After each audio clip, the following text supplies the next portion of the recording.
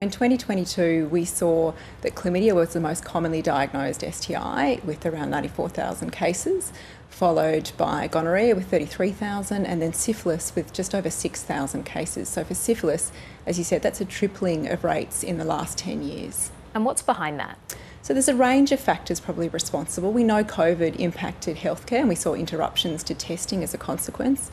But there's also probably persistent inequities which have been exacerbated, and this might be driven by social determinants of health, so the non-medical factors that impact on healthcare as well.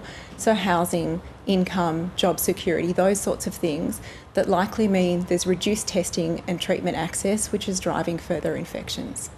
Yeah, so I wanted to ask you a bit further about that. Who is testing positive to these infections? Yeah, so we see much higher rates among First Nations peoples, so 2 to 5 times higher.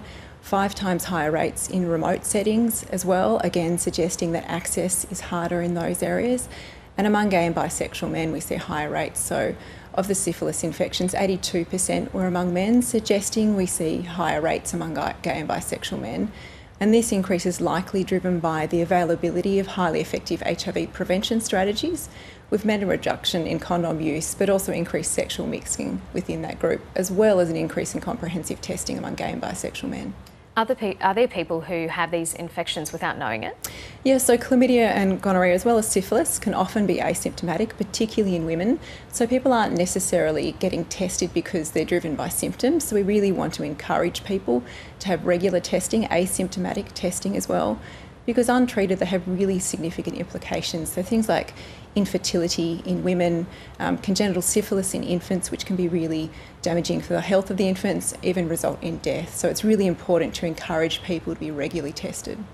I remember a few years ago when we were covering this story, the ages of people testing positive had gone up because I think we usually think of it as something that happens to young people, but what was happening was people in middle age who were either separating or getting divorced were getting back out onto the dating market and maybe not practicing safe sex. Is that still an issue?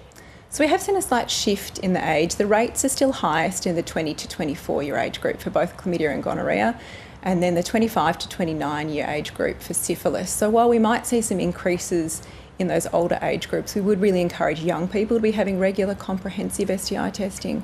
So that means gonorrhea, chlamydia, syphilis and HIV.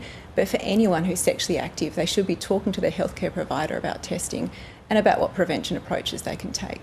What about more safe sex campaigns?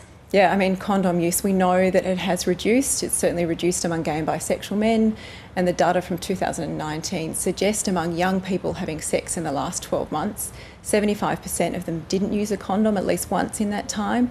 So I think we really could have really effective public health promotion and messaging to encourage people to use condoms.